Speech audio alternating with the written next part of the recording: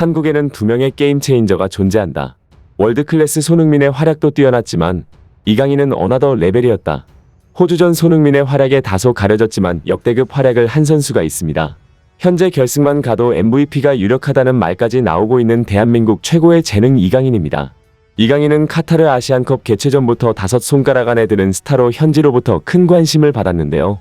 관심에 화답하듯 첫 경기부터 2골을 넣는 원맨쇼를 펼치더니 대한민국 차기 주장감으로도 손색이 없는 의지와 투혼까지 보여주고 있습니다. 특히 이강인이라는 선수를 A대표팀에서 처음 상대해본 호주에서는 어떻게 저런 애가 나왔냐라는 반응을 보이고 있을 정도로 이강인에 대해 큰 충격을 받았는데요.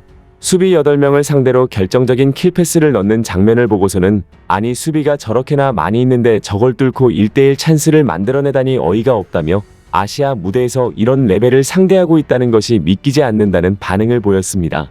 과연 전세계를 놀라게 만든 이강인의 숨겨진 몇몇 장면들은 무엇이고 현지에서는 어떤 반응이 나오고 있는지 자세히 알아보도록 하겠습니다.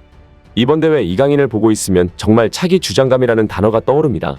손흥민이 주장직을 내려놓으면 김민재가 이어받을 것으로 예상되는데 이강인은 그 이후 한국을 이끌어갈 주장으로 정말 손색이 없었습니다. 단순히 잘한다라는 것을 떠나 태극마크의 무게감을 알고 있는 이강인이 경기를 이기기 위해 무엇을 하는지 얼마나 많은 투혼을 불사지르는지 전 국민이 지켜봤습니다. 이와 관련해서 호주전 이강인의 몇몇 지표를 보면 엽기적인데요. 이강인은 이번 대회 조별리그 3경기를 교체 없이 풀타임을 소화했고 사우디전에서는 연장전 끝까지 뛰었습니다. 추가 시간을 포함하면 120분이 아니라 140분에 달하는 혈투였습니다. 그런데 이강인은 호주전 무려 13,452m라는 엄청난 활동량을 보여줬고 여기서 더 놀라운 것은 25km 이상의 빠른 속도로 뛴 거리에서 양팀 통틀어 최장 거리를 기록했습니다. 거리뿐만 아니라 횟수에서도 168회로 양팀 최다였습니다.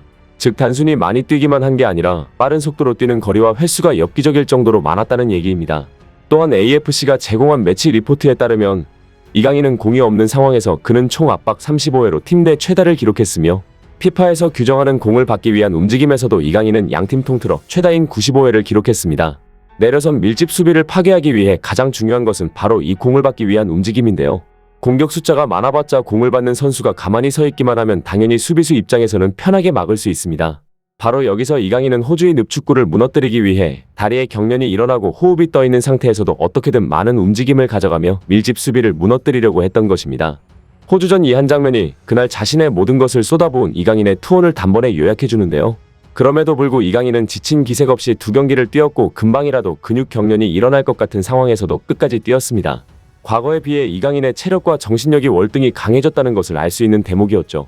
사실 이강인의 이런 변화가 더 감동적으로 다가오는 이유는 이강인은 과거에 체력의 약점을 보였던 선수였기 때문인데요. U20 월드컵 당시에도 정정용 감독은 이강인의 체력 안배를 위해 경기 중 교체하는 경우가 많았고 이때 이강인의 체력 약점을 지적하며 성장이 쉽지 않을 것으로 전망하는 전문가들이 적지 않았습니다. 과거 허정무 감독은 체력은 체질로부터 나오며 그 체질은 타고난 것이다라고 말하기도 했는데 이러한 연유들로 이강인의 고질적인 체력 문제는 극복이 힘들어 보였죠. 하지만 이강인은 체력을 키우기 위해 타고나야 한다는 체질 자체를 바꿔버렸는데 정말 죽을 만큼의 노력을 했다는 걸 알 수 있습니다. 이강인은 이번 대회 양뿐만 아니라 질적으로도 최상급 수준인데요. AFC 통계에 따르면 이강인은 5경기에서 찬스메이킹을 17회나 기록하며 압도적 1위를 달리고 있고 빅찬스메이킹 부분에서도 1위를 기록하고 있습니다. 특히 호주전 이강인이 보여준 몇몇 장면들에 대해 호주에서는 아시아에서 이런 레벨은 경험해본 적이 없다며 크게 놀라는 반응이 나오고 있죠. 호주의 몇몇 전문가들은 자국 방송 매체에 출연해 이강인을 정밀 분석하며 다음과 같은 얘기들을 했습니다. 이 장면을 보면 이강인이 아시아 레벨을 초월한 수준이라는 걸 알 수 있다. 이강인은 수비진에 둘러싸여 있는 상황에서 패스를 받는다. 이런 상황에서는 조금이라도 터치 미스가 나오거나 판단이 느리면 바로 공을 뺏길 수 있다. 그런데 이강인은 좋은 터치를 보여준 후 앞뒤로 압박해오는 저 짧은 순간 즉 1초도 안 되는 찰나의 완벽한 패스 세기와 패스 각도로 앞에 있는 이재성에게 치명적인 패스를 건넨다. 이 장면이 놀라운 이유가 무엇이냐면 보통 저런 상황에서는 시야가 아무리 좋아도 사이드를 보기 마련이다. 솔직히 사이드로만 공을 연결해도 잘했다고 칭찬받을 수 있는 장면이다. 하지만 여기서 이강인은 수비진 사이에 위치해 있는 도저히 침투각이 안 보이는 이재성을 향해 패스를 한다. 단언하지만 이런 영역은 배운다고 할 수가 없는 영역이다. 이런 센스는 타고나야 한다. 아시아에서 이렇게 자유자재로 스루패스가 가능한 선수를 본 적이 있는가? 그는 지금도 충분히 잘하지만 분명 나중에 더 큰 사고를 칠 만한 재능을 가졌다. 이 장면도 주목해야 한다. 여기서 이강인은 침투하는 손흥민을 보고 패스할 준비를 하는데 여기서 가장 베스트인 선택지는 수비 사이로 회전을 걸어 패스를 넣는 것이다. 왜냐하면 로빙 패스를 연결하면 공의 속도가 죽고 수비한테 걸릴 위험이 있기 때문이다. 그런데 이강인의 패스를 보자. 완벽한 속도와 궤적으로 수비 발이 닿지 않을 그 한 뼘의 거리조차 계산해서 해당 상황에서 할 수 있는 최고의 패스를 넣어준다. 그냥 이강인은 어나더 레벨이다. 이 장면은 이강인의 축구 지능을 알 수 있는 장면이다. 여기서 이강인은 무리하게 플레이하지 않고 드리블을 할 것처럼 하다가 팀원을 기다려준다.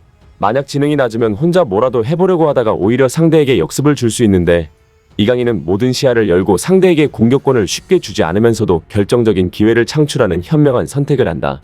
이것이 바로 축구 지능인 것이다. 수차례 말하지만 이강인은 아시아 레벨을 벗어난 챔피언스리그 레벨이다. 그가 세계적인 선수들과 함께 챔피언스리그에서 뛰는 것이 전혀 어색하지 않다. 호주 전문가들의 분석을 보면 이강인을 얼마나 리스펙하는지 느껴지는데요. 이런 선수가 한국에서 나와줬다는 게 감사할 따름입니다. 이제 코앞으로 다가온 요르단전은 무엇보다 이강인의 활약이 중요한데 요르단과의 경기가 펼쳐지는 2월 7일 이강인의 운세가 네티즌 사이에서 화제가 되고 있습니다. 국내 주요 온라인 커뮤니티인 덕후에는 6일 오전 이강인 네이버 내일 운세라는 제목의 게시물이 올라왔는데요. 해당 게시물을 작성한 네티즌은 대한민국 축구 대표팀 핵심 멤버 중 한 명인 이강인의 생년월일을 네이버에 직접 입력하여 요르단전이 열리는 7일자 운세를 확인했습니다. 그런데 놀랍게도 올라온 내용에 따르면 내일의 운세에 속하는 7일자 이강인 운세는 얼씨구야였습니다. 이강인 7일자 운세 총운의 자세한 내용은 이렇습니다. 봉황이 하늘로 날아오르는 상입니다. 행운의 날입니다. 의도되지 않았던 행동이 주변의 호감을 사서 당신의 명성에 도움이 될 수도 있습니다. 주변 사람들에게 인자한 모습을 보여주세요. 평소의 선행이 당신에게 많은 이익으로 되돌아옵니다. 주변 관계가 깨끗하다면 행운이 겹치게 될 겁니다. 가볍게 한 행동이지만 타인에게 큰 의미로 다가가게 되어 감동과 존경을 받게 됩니다. 이로 인해 주변의 인정과 도움으로 많은 것을 이루게 될 겁니다. 어쩌면 중요한 계약이 성사될 수도 있겠습니다. 눈에 띄는 것은 평소의 선행, 즉 노력이 많은 이익으로 되돌아올 것이라는 문장이었는데요. 예감이 좋습니다. 한편 대표팀 클린스만 감독은 경기 전 요르단 필승 전략을 공언해 눈길을 끌고 있는데요. 사실 지금 문제는 한국이 조별리그부터 8강전까지 5경기를 치르면서 11골을 넣고 8실점이나 했다는 겁니다. 손흥민과 이강인을 중심으로 한 공격력은 최상급으로 꼽힐만하나 8골이나 허용한 수비력에 대해서는 물음표가 붙어있는 게 사실이죠. 김민재가 버티고 있음에도 이렇게 골을 허용한 한 것에 대해서는 여러가지 분석이 가능하겠지만 역으로 김민재가 없었더라면 얼마나 더 많은 실점을 했을지 모를 일입니다. 이런 상황에서 클린스만 감독은 김민재 없이도 요르단을 이기는 법을 설명했습니다. 요르단전을 하루 앞두고 열린 기자회견에서 김민재의 공백이 클 것으로 예상되는 요르단전을 어떻게 대비할 것인지 묻는 질문에 클린스만 감독은 이렇게 말했습니다. 오히려 공격적으로 더 강한 모습을 보일 것이다. 우리의 장점을 살리는 게 중요하다. 어떻게든 요르단보다 한 골이라도 더 넣어야 한다. 실점하지 않으면 좋겠지만 골을 내주더라도 우리가 더 많은 골을 넣을 것이다. 즉 손흥민과 이강인을 앞세워 닭공 축구를 선언한 클린스만인데요. 부디 그것이 실제로 구현돼서 요르단전 승리하길 진심으로 기원해봅니다. 구독과 좋아요는 영상 제작에 정말 큰 힘이 됩니다. 끝까지 시청해주신 분들께 진심으로 감사드립니다.